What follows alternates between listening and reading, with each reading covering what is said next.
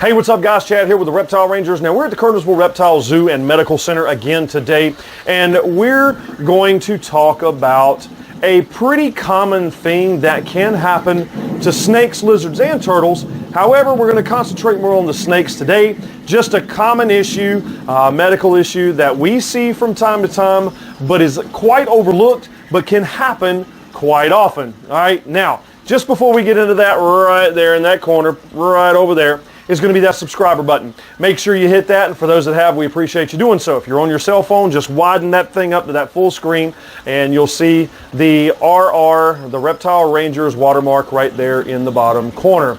Go ahead and hit that, and we appreciate you following along week after week after week. So let's go right into this. Snake belly burns. Belly burns on a snake, especially, and can include lizards and turtles. We'll cover that on another video, but belly burns. All right, now we have covered products like in Garbage Reptile Products episodes of, we have covered many different things that's good or not so good to use when it comes to heating sources, or when you should use a certain type of heat source and when you shouldn't use that in other applications. However, let's just start kind of from the top here. You have a snake and it gets something like this right here, which is belly burns. Now, maybe it's not bad, maybe it's just slightly pink, whatever the case may be, or it could even be crusty and scabby, a lot like this right here, where it's been significantly burned, as much as second to even low third degree belly burns. Now, let's start with this. How does it happen? Well, first and foremost, a lot of the times people will still use things like heat rocks, or even today, and we've used them before, and it's okay in certain applications, but you got to make sure they're set up correctly. You can do things like heat tape, the flex white heat tape. You can do heat cable. You can do the ZooMed heat pads. You can do all kinds of different heating products that is meant for belly, sides, or back heat, whether it goes on the back of your enclosure, underneath the belly, or along the sides of the enclosure itself. However, here's where the downside and the complicated part comes in.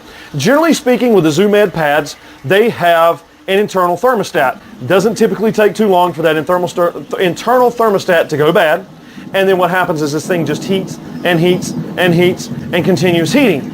Obviously, you can see where this goes. Well, 9 times out of 10, what we see happen in the PVC cages or in glass enclosures, like your PVC enclosures like this, or inside of your glass enclosures, whether the open front or your regular open top, like these examples that you see here. In these kinds of cages, most people will put these stick-on pads on the bottom, these stick-on heat pads on the bottom, and generally speaking, a lot of folks will listen to, of course, the stupidity that they read either, or have somebody told them in some Facebook group that we'll just forego that, or they read on somebody's little website on Google Forms that's just totally off base. And so they read this information, and so all they put in there is maybe paper towels, or they put in carpet, or something like that, and that's it. Well, the problem becomes they didn't have an external thermostat like this right here to help regulate the temperature. What happens is they just stick that pad on, they have no bedding in there, so there's no absorption layer for the heat. It's just directly, they're touching almost either the glass or the PVC or the plexiglass, whatever the case may be, the plastic. The snake's belly is almost directly touching that, if not directly touching it, if they have no bedding at all or no type of intermediate, median level. Or it's so thin that the heat goes through the paper towel, the carpet, whatever, and the snakes will sit there. I mean, understand, snakes, reptiles, turtles, tortoises, they don't feel pain the same way we do. That's why they can sit on these heat rocks. That's why they can sit on these different heat sources, get these massive burns, and never move. They don't feel pain the same way we do. They don't have the same type of nerve receptors.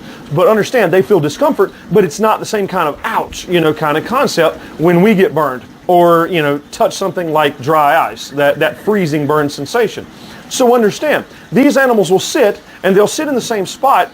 And especially you'll see it in things like your white snakes, like leucistics, piebalds, ivories.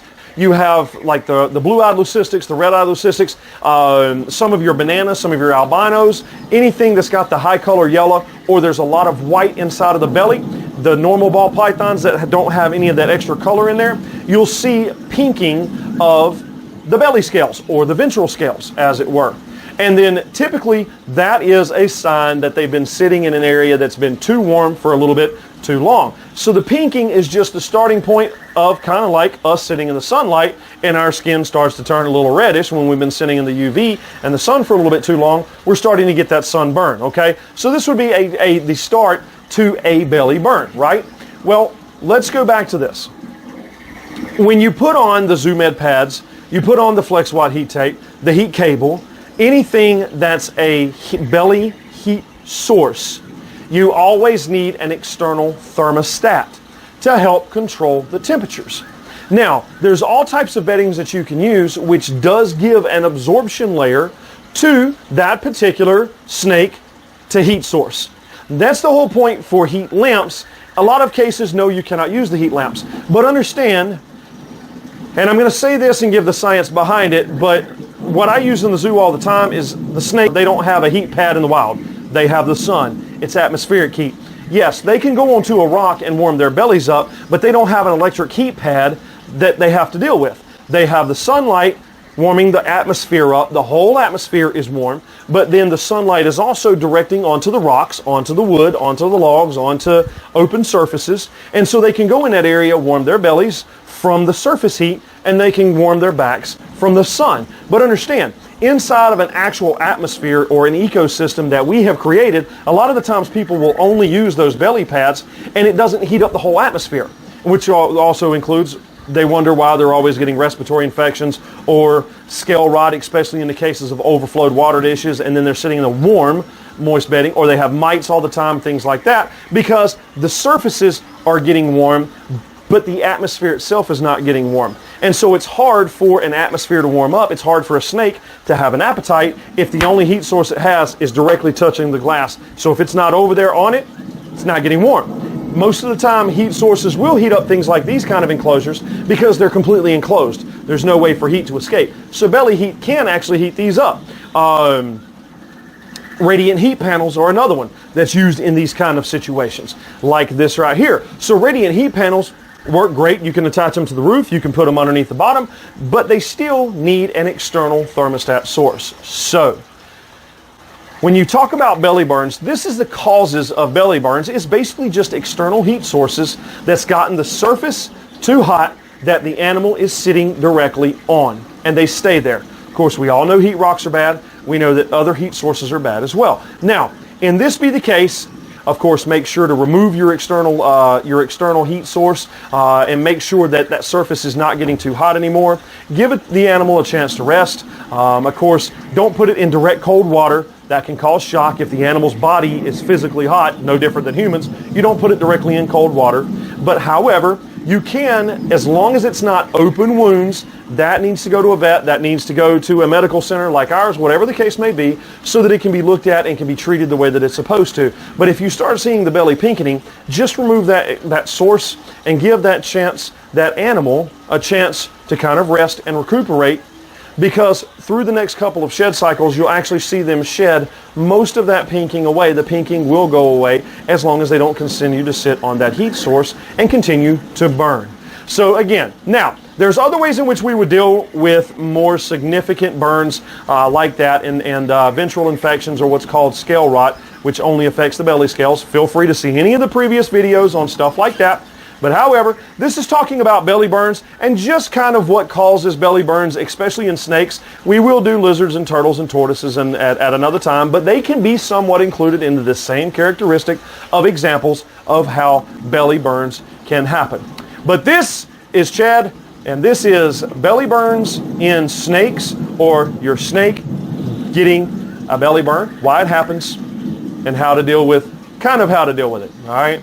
We are the Reptile Rangers. This is the Kernersville Reptile Zoo and Medical Center. We appreciate you following along week after week after week. Make sure to hit the subscribe button, hit the like, hit the bell for notification. Please write us in. Let us know of other things you want us to film on. People are doing it all the time. We are always trying to get caught up on these videos. Folks are writing us in. Feel free to leave comments. We appreciate you doing so. Now, we will either see you here at the zoo or we'll see you on the next episode. Later.